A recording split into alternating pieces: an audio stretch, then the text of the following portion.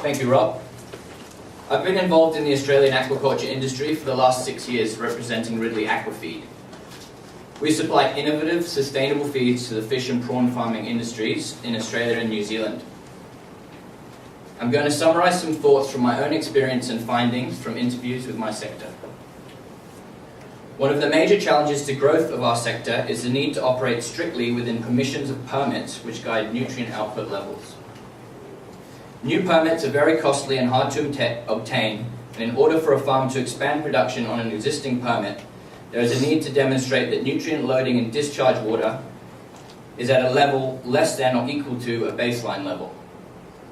In order to overcome this growth barrier, the industry has come up with some technological solutions to extract nutrient from the water prior to discharge, and these practices, combined with small-scale habitat restoration, are used to bioremediate the water prior to discharge back into the external environment. An example of this bioremediation process is using the nutrient-rich wastewater to grow macroalgae and raceways.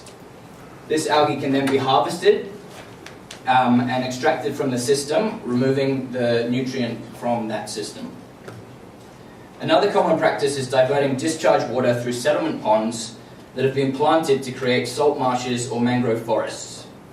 Aside from the service these habitats offer to absorb nutrient, there are other ancillary benefits, with some farms reporting more than 35 bird species present at any one time utilizing these created habitats.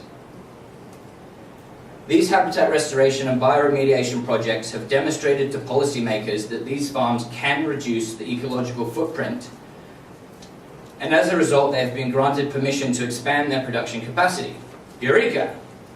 My discussions with these farmers have really demonstrated a willingness in the sector for habitat restoration projects as a means for growth, but currently this is isolated to individual farms with limited cross-sector involvement.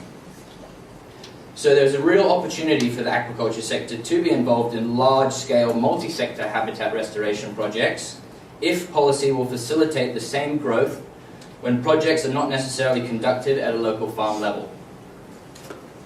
Now I'm going to pass you over to Leif Hendricks, representing the Sydney Fish Market, who's going to discuss the challenges and opportunities for getting involved in habitat restoration for the post-harvest sector.